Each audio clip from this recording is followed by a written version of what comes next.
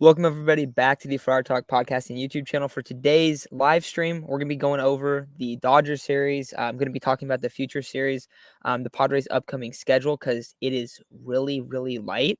And as you guys can see, I'm not in my normal location. I'm on vacation.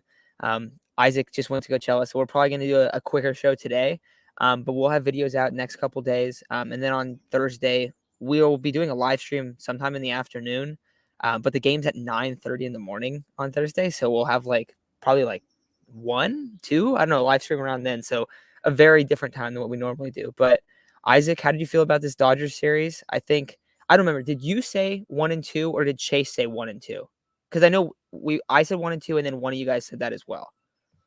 Yeah, I said 1 and 2. I said we'd win the Darvish start and lose the two others. Yeah, that worked out for me in the way I didn't want it to work out. Obviously, we got demolished on Sunday, and that wasn't something that I thought Sean Manaea would have a better start, knowing that lineup kind of struggles against lefties, but is what it is. You know, you're gonna have starters who make their bad starts. It was only the third or fourth bad start for the Padres all year from their starting pitchers. So, if you're mad about this Dodgers series, it's understandable. But the only reason to me it would be understandable is because it's the Dodgers. Other than that, if it was any other good team, it's understandable to realize that we're missing two great starting pitchers. We're missing Fernando Tatis. Like, there's a lot of factors that go against us right now. And the Dodgers are just an overall great team. So, nothing to be mad about. I think I didn't take it very serious when we lost on Sunday. I was excited to obviously win on Saturday. Darvish had a fantastic start.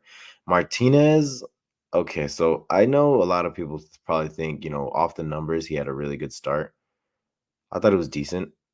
I thought he missed a lot of his locations. I thought he obviously threw a lot of pitches, and maybe there's one or two instances where he could have been out of the innings faster because, Will Myers didn't catch maybe not an easy line drive, but a catchable line drive, and Ha-Seong Kim, although not called in there, I think he should have made that play. So he could have had a better outing if those plays go his way, but again, not really consistently in the strike zone. When he was in the strike zone, he kind of left it hanging. But on paper, he gave us a chance to win. In the stat sheets, he gave us a chance to win. So decent start, and then obviously we know how Manaea. Yeah, so I didn't watch all of the games, unfortunately. I was traveling, so I was kind of bouncing around. I got the end of Saturday's game.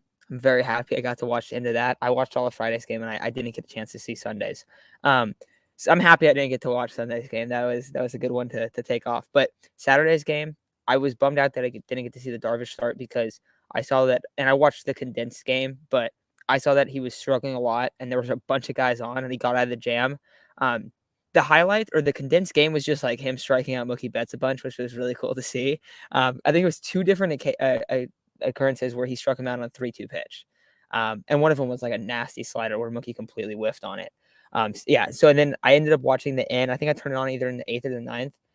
And so it was a really fun way to end it. It's been crazy how good Profar's been this year. That's one takeaway because, we were talking about him at second base. Like, he had a bad arm at second. And then he moves to the outfield, and he's made some really good plays. We talked about how he was not a good outfielder last year. Now, he wasn't just playing left; he was playing left, center, and right. So all of them.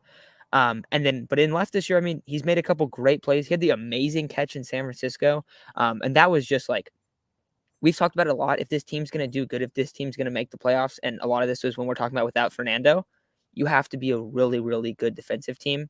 Sunday, I know they were bad. But up until that point, they didn't have an error, right, for the entire point of the year. Like, they had broke a franchise record, and I know that they were going for the MLB record, actually. So this is a team that had been really good defensively. The pitching has been amazing. And that win of winning that one 3-2, where in the extra innings, what do?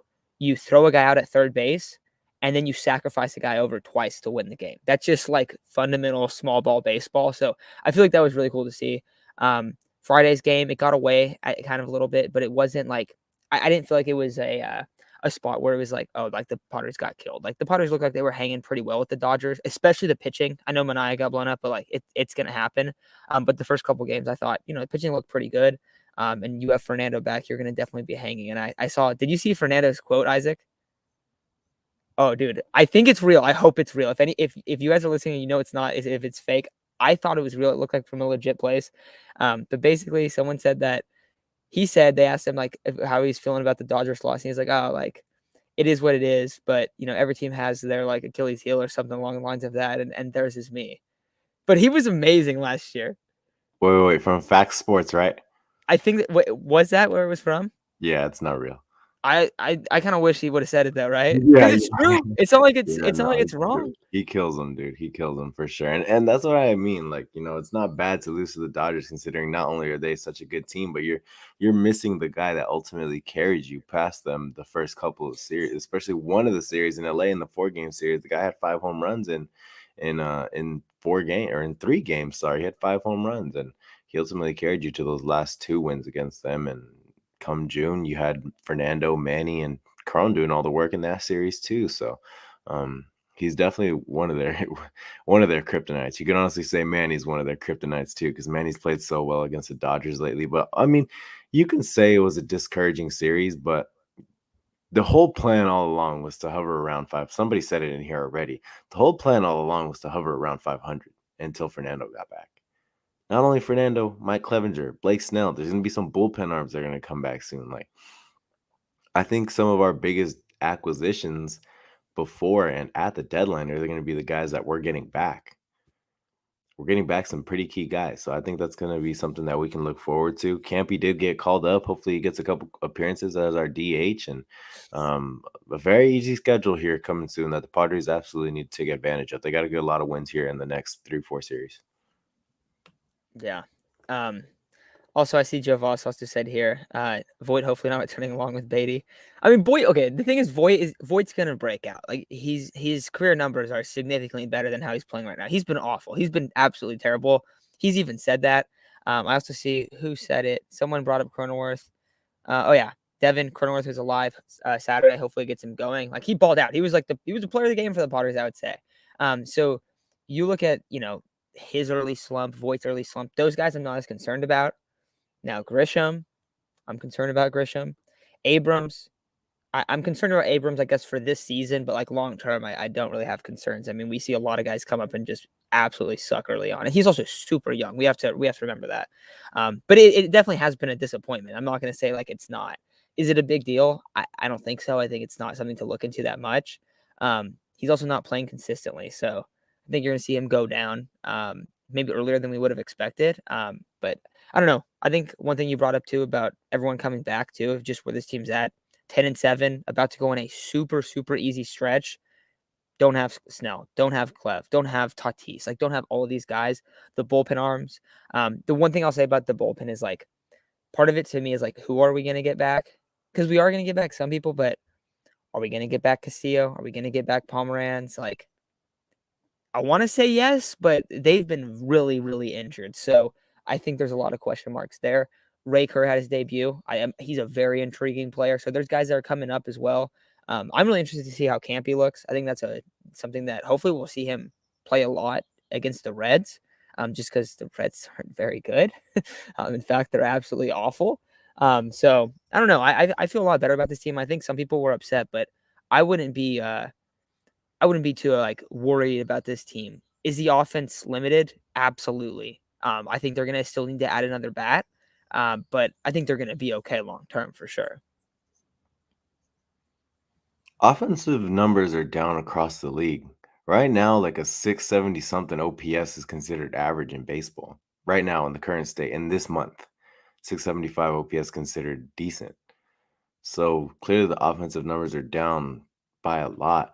But I mean, that's kind of been the expectation for the Padres, that our offense would be down and our pitching is gonna have to carry. And we faced quite a bit of hard teams. Like we're 10-7 despite having faced the Giants, Braves, and the Dodgers in the first, what is it, 5 or 6 series so far. I'll take that any day of the week, considering the guys that we don't have. Considering the guys, I feel like it's inevitable. AJ is going to trade for a bat at the deadline. Maybe not a good one, but at least something, right? Because you can't keep rolling out Will Myers and Trent Grisham.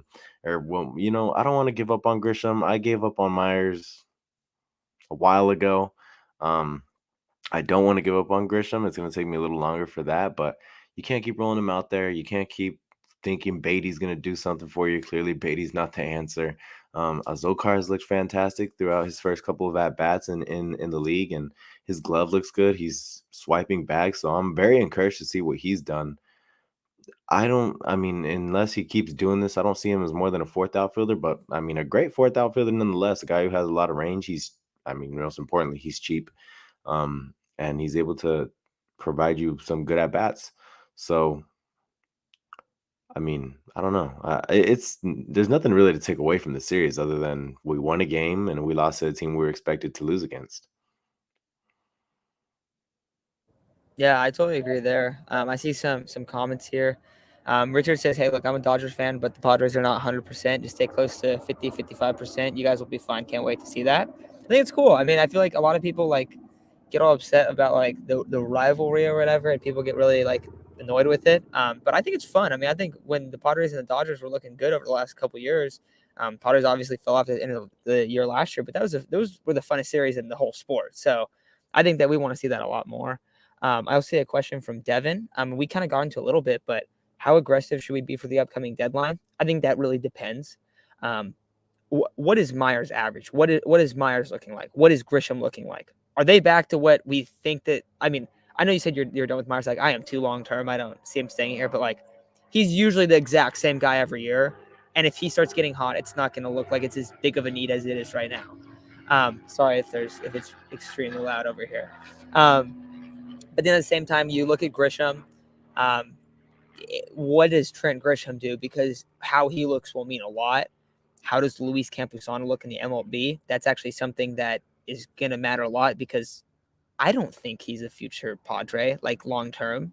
We've talked about it. I feel like he is the odd man out in the prospect room. I don't think you're going to see. I definitely don't think you're going to see Robert Hassel get traded after how amazing he's been, and the fact that we didn't trade for Brian Reynolds because that was like the only guy that really made sense there. Um, I would say Campy's probably like definitely the guy that's gone. I think. But does he look that good? Are we going to go make a move for a big time bat? Who's selling? Like, there's so many things that are going to determine.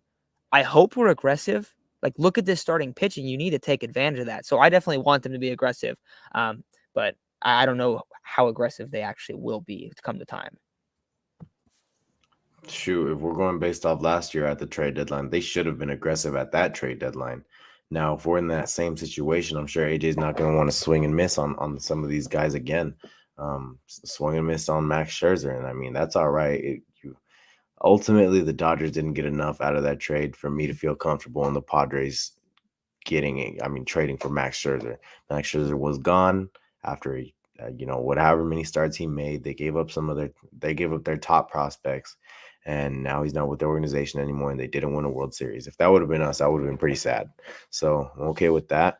Come this year, if we're in that same situation where we're getting a superstar back, where our pitching is top 5, top 10 in baseball, then we need to be at least somewhat aggressive. I don't mean like trading Robert Hassel. I don't mean trading James Wood or anything like that. You're right, Luis Campusano. We've talked about it many times. We've talked about it since last year.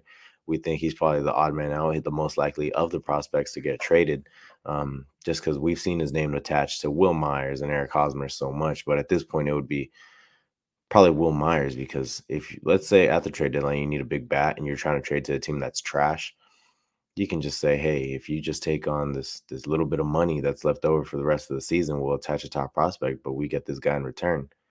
I mean, I'm sure a lot of bad teams would take that, knowing that guy will be off their books in a hurry. So hopefully at this trade deadline we get at least one outfield bat, because we need it pretty bad.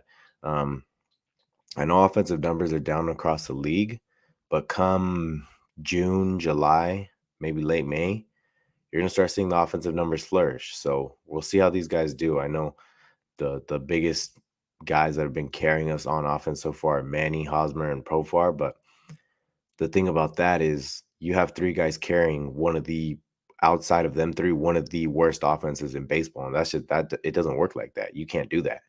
So hopefully they're able to pick up somebody else. Also, you already brought up CJ Abrams and how you're not worried about his future. I'm not either. I mean, it's unfair to be worried about his future just based off a couple MLB games where I want to say he played under 100 games down there at the minor league level, and then he got hurt, and then he's on the major league roster because we have no choice. So give him some time. Ha-Seong Kim, I guess he needs a little more time, but throughout these first couple games, Ha-Seong Kim and CJ Abrams, the guys that are Jim Russell tweeted it out. The guys that are supposed to replace Tatis are batting under 200 with only 5 RBIs and 2 home runs, and you're not that doesn't help our team considering we're looking at one of them to replace them at least a mediocre level. This is subpar.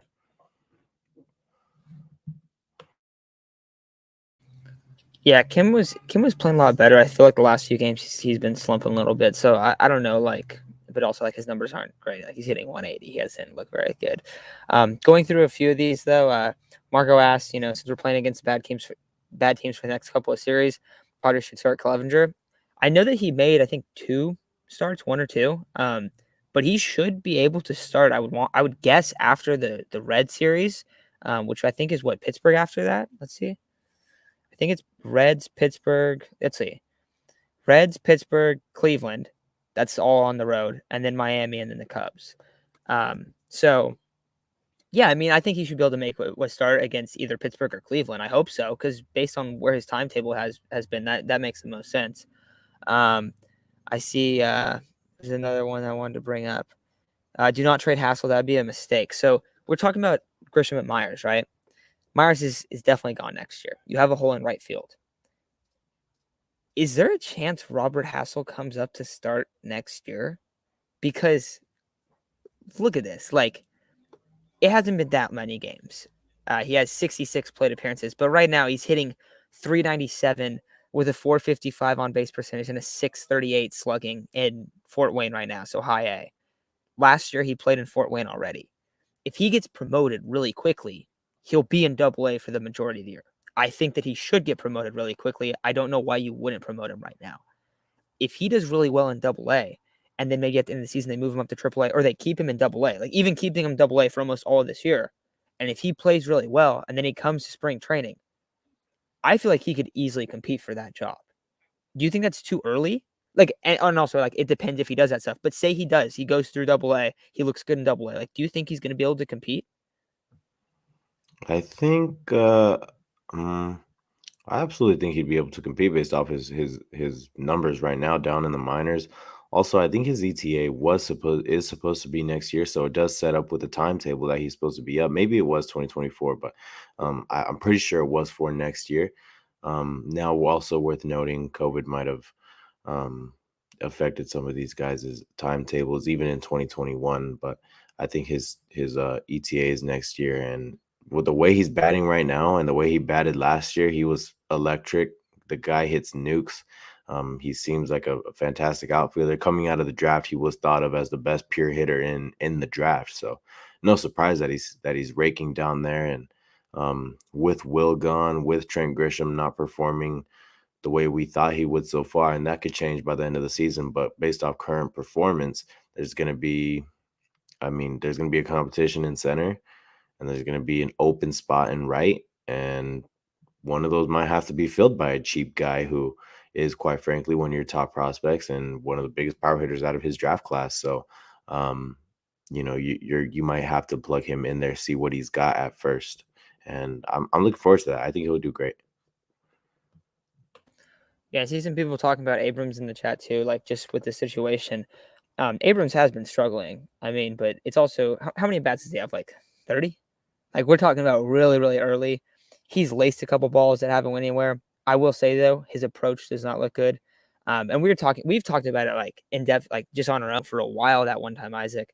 And it feels like he's kind of in the mindset of I gotta ball out. I gotta go out there. I gotta, really make some hits. He hasn't been that patient. He's been swinging at stuff on when he's ahead in the count, but bad pitches when he's ahead in the count, just kind of wasting some balls. And it feels like he's playing really aggressive, right? Yeah, he's really struggling, but we're not that far. He has not been able to hit a breaking ball, and he's got fooled a lot. But I don't know. I'm not very concerned. How many at bats are we into his career? And also, I don't know if Adam, if you brought it up, but someone brought it up. He got called up super early. The same thing happened with Luis Camposano. He got called up super early, and he was he was hitting the ball hard, but he was also doing the same thing where he's kind of all over the place. CJ Abrams right now has 35 at bats. So yeah, he's hitting 143. He's not getting on base that much. He's walked 3 times and he's has 5 hits. Like, he's been bad. But I don't know. I think it makes sense to send him down. I'll say that. I not right this moment, but within the next month, I think that makes a lot of sense to send him back down. I also don't think it's like, oh, he came up here and he failed. Like, yeah, he didn't play well, but I don't think it's like failing his development. I think when you kind of show him like, hey, like, you see what you have to work on, like, there's a lot of things that you need to improve in your game. So I don't know. How do you feel about that though, Isaac? Sending him down makes the most sense. I mean, he was not ready. He's not ready. I think it's a little evident his at bats aren't very good, and I think having the pressure of being a Padres shortstop, having to replace Fernando Tatis is one of the biggest tasks in baseball for somebody that's, I mean, a month younger than I am, who hasn't played in many minor league games, who's coming off a big injury. I don't think it's good to keep him in this spot. I think just like the Campusano situation, you call them up based off team need rather than readiness of the prospect. And I mean, it's an unfortunate turn of events, but it had to happen. I mean, defensively, he's great. I really like how he's looked on defense. But in order to stay in the lineup, you got to be able to hit. He hasn't been doing that, and I'm not trying to bash him or anything. I still really think he's a great prospect. I think he's deserving of the number 1 spot on our prospect rankings, and I think he's going to be fantastic down the line. But right now, it was too early, and I mean, I was a big advocate of bringing him up, but that's also because you just lost your top player. So, like I said, we kind of had to bring him up, but as time goes on, hopefully we send him down so he can go get ready down there in the minors. Yeah, I also think it's kind of interesting to look back on just because I was with you. Like, I really wanted to bring him up. I think sending him down, I'm totally on board with that. I see Adam says here, if he's batting 100 in a month, you can't have 100 hitter in your lineup. You're going to have to send him down and let him develop. Completely agree. Joe also says he's going to be great, just not the time right now. Totally agree with that as well. And that's how I feel. I think, you know, there was a lot to ask out of him. I wanted to too. And I think sometimes I feel like maybe with Abrams, we got a little bit ahead of ourselves. Yeah. But I think it makes sense. I mean, like, he's been hyped up so much. Like, you love the tools, you love the physical traits that he has. Like, he's a super fast player. You've seen him a few times. You've seen him make some plays just with his athleticism on the base pass, doing stuff like that. So you see the stuff to get excited about. He looks really good in the outfield. I think that's a plus. And he had like no reps, and he looks really comfortable out there. That's gonna definitely be a future need for this team. Another outfielder, because I think it's gonna take a little while for James Wood to get ready. But you have Hassel and him potentially as outfielders. Hey, there's your solution down the road. Now the big question is how soon until they're ready. So for Abrams, I think that he needs to get sent down within the next month unless you see drastic improvements. And I don't know if I think it could even be less than that. But yeah, I think we definitely did get a little bit ahead of ourselves with him. I don't know who else you want to touch on. Jurickson Profar. Oh man, what an exciting player he's been so far. And I expect it to keep up? No. And for there you go. For anyone who tunes in to Coach Quintera, I absolutely don't. I'll say that now. He was bashing Jurickson Profar because he's hitting 224.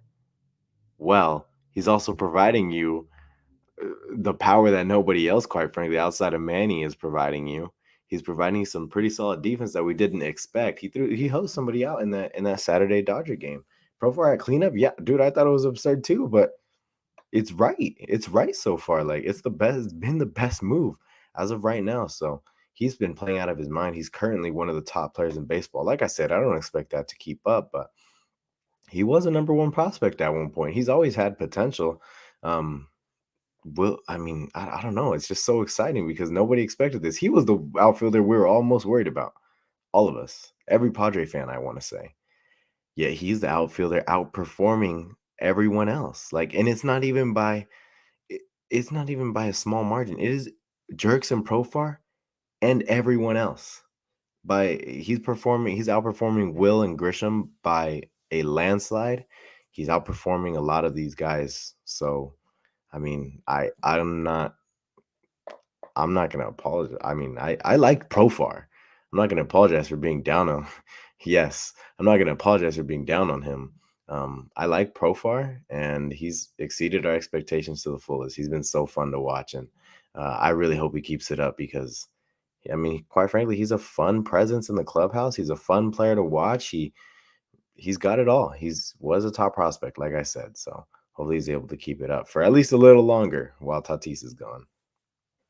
Yeah, I feel like for Profar, so I wanted to look at this to see what his slugging was at right now. It's 531, right?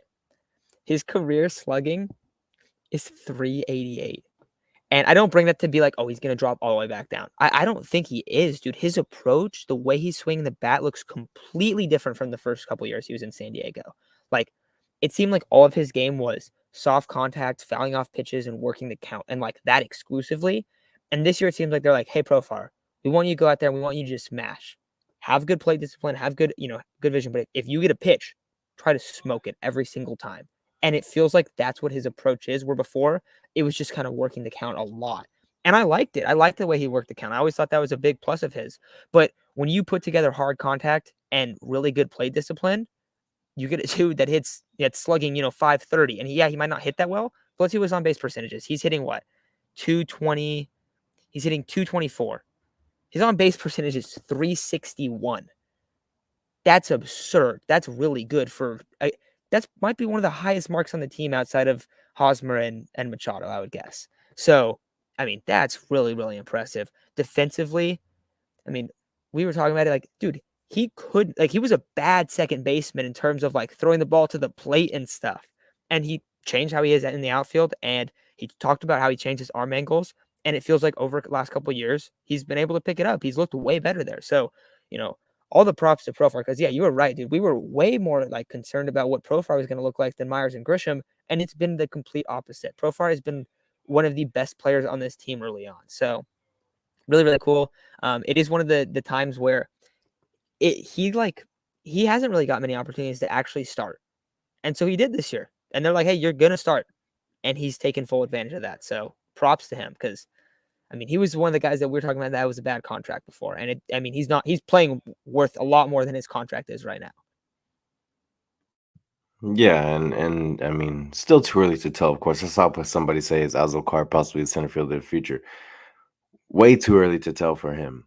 Um, if his tools pan out the way they look right now, then sure. But there's a lot of guys that kind of just flame out. But I don't know, man.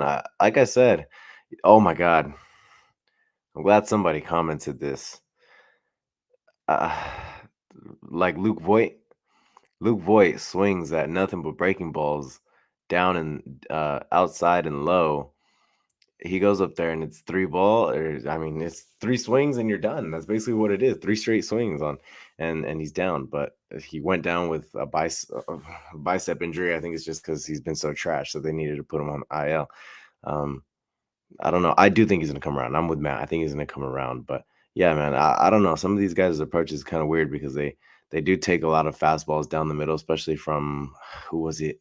I want to say it was Anderson. I'm not entirely sure, but he was only pumping 92, maybe 93, and there were a couple balls that would go down the middle and the four-seam fastballs, which actually surprisingly was Tyler Anderson's best pitch if you go based off hitters' averages against pitches. It was surprisingly his best pitch, considering it's only 92. It must have some sort of wicked movement, but they were taking a lot of fastballs, and that definitely has to change. Yeah, and anyone listening via podcast, the question was, at what point do you tell the hitters if the ball goes straight down the middle to swing away?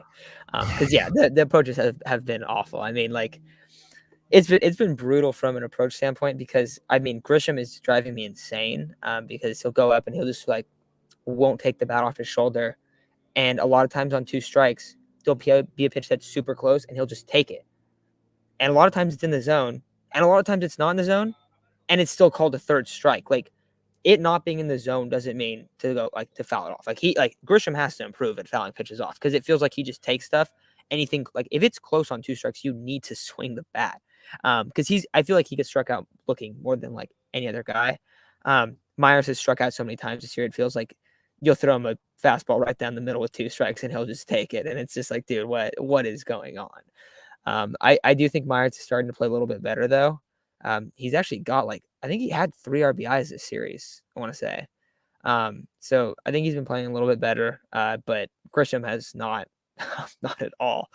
Yeah, Voigt's been hurt. I mean, Voigt's hurt. I'm kind of with you. Like, is that a real injury? I don't know. Maybe. But yeah, I see some people talking about the hitting coach if it's a lot on him. I don't think so. I don't think this lineup is that great. I think guys are definitely underperforming, but it's also super early, so it's hard to put blame on the pitching coach. I think the coaching staff is really, really good, and I think that I've been super happy. We gotta make a Bob Melvin appreciation video sometime soon here because he's spectacular. Ruben Niebla as well. And so the one other thing I wanted to touch on today, because I think we're gonna be taking off pretty soon here, unless you want to bring anything else, Isaac, but. Someone up here commented that they're not quite sold on McKenzie Gore yet because he hasn't been able to work his breaking balls that well and hasn't been able to locate them. I think you're right. I think he hasn't been able to locate his breaking balls as well. However, McKenzie Gore is raw. He is a very, very raw player. He will miss pitches. I know there was one that he threw over the catcher, right? He threw a fastball over the catcher's head. He will miss really badly because he is really, really young. He needs to improve a lot, but we've seen him just make a couple of adjustments with Ruben Niebla, and it has turned him into a significantly better pitcher. His fastball is overpowering. His fastball is disgusting, and that's not even supposed to be one of his best pitches, and that's kind of where he's making his money right now. Now, he's still getting guys to swing and miss at the slider in the dirt or curveball in the dirt, whatever it is. But he's going to figure out how to locate his pitches a lot better. It's going to take some time, but I think you seeing those struggles with him, you seeing that rawness with him, I take it as almost a plus because it's dude, imagine what this guy's going to do when he gets there. Is he going to get rocked a couple times? Yes, of course. I mean, every pitcher gets rocked in general, but he's also young. He's also missing spots really badly at times. But you just see how dominant his stuff is, and just I think a lot of it too is just the way that he his windup and release and everything. He hides the baseball. It's just so hard from a hitter's perspective. And I know people always talk about it being Kershaw-like. There's a lot of young pitchers that have kind of came with that approach, and it's worked for a lot of guys. So I think it makes me even more excited for McKenzie Gore that I see he's not locating his breaking balls that well, and he's still finding a lot of success early on. Where a lot of guys come in the league, they get completely rocked and they get sent down, and it takes a while. It takes most guys to 25, 26 until they're a legit MLB starting pitcher. So him being 23, looking super raw, and his stuff just being overpowering is a big plus for me. So I don't take it as a bad thing for McKenzie Gore. Julio Urias went from being I think he was the youngest pitcher to ever start a game. I'm not entirely sure. I know for the Dodgers he was, and he struggled early on quite a bit, and now he's one of the best pitchers in baseball. It's okay to, it's hard for me to judge a player that's so young, only off 2 starts, but his breaking ball actually looked decent last outing. He was throwing it a lot more than in his debut. His debut, he threw his fastball 77% of the time. I don't know what the pitch mix was for his past outing, but he started throwing a lot more, and I was encouraged by it. So it's too early to tell with Gore. It's too early to tell with a lot of these guys. Let's not forget, we're still in April. A lot of baseball to play. So I mean, he's exactly. He's looked fantastic. I think too many people are going based. If you're saying, Mac, it doesn't look too ready yet, I think you got to go based off of this. He went from what was it, 2021 spring training, where he was walking more guys than striking out, and his control was not there. Everything was out of whack, out of sync for him. Even throughout the season, it got worse. It got worse, and then now things are starting to pick up again. I think this is the prospect that we expected, and there's more to expect from him. So still a very exciting prospect, and I think he's gonna end up being, by next year, maybe in 2 years, or at one of the top 2 or 3 in our rotation, because he does look good. He does look like he can compete at this level, and maybe as people get more film on him, the way they did Chris Paddock, people will start to hit him a little bit more. But for now, they're putting him against competition that isn't exactly up to the level of the teams like the Dodgers and the Giants. So he's going to get a lot of time to develop against teams that are on the lower level of talent, and we'll see how he does in these next coming series. I know he's starting this series against the Reds, but I'll just answer a couple questions that I saw really quick. He is 27. He comes from the Giants organization. I'm pretty sure Chase was not happy about this. I forgot who the player was though.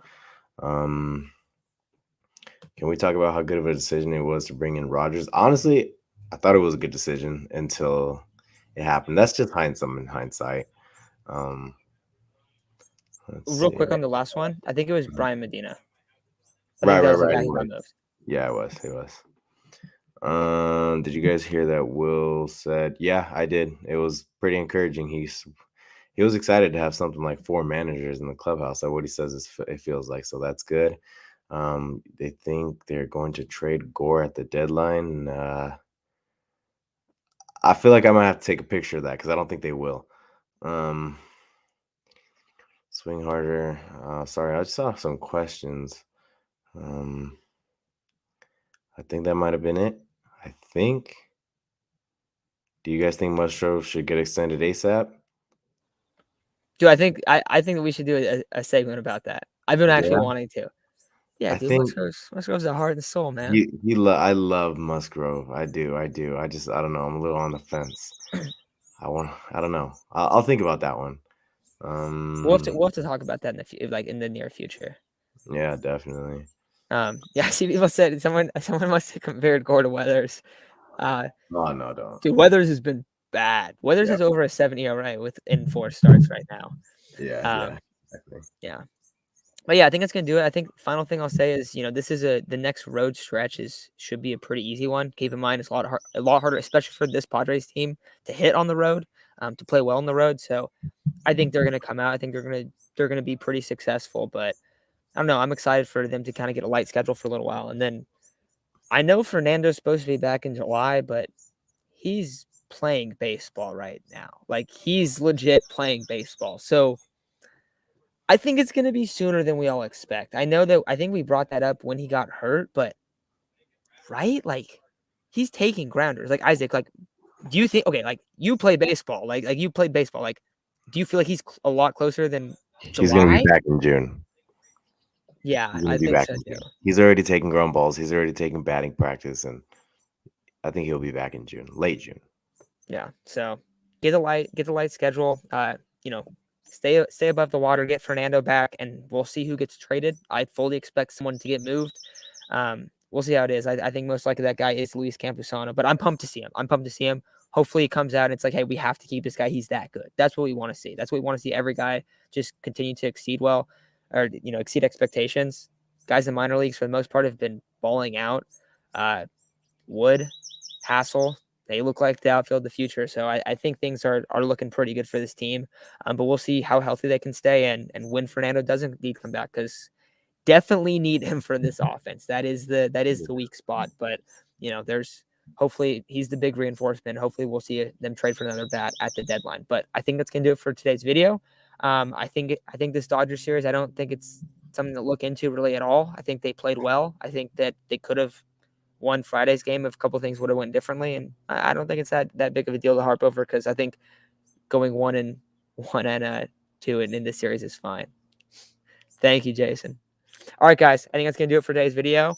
Thank you all for listening, and like Jason said, hit the like button if you guys enjoyed. But we'll be back tomorrow. We'll have a couple segments out, and then Thursday we'll be going live again, probably early afternoon after the 9:30 in the morning baseball game. Very, very interesting. But that's going to do it for today's episode. Thank you guys for listening, and we'll talk to you all very soon.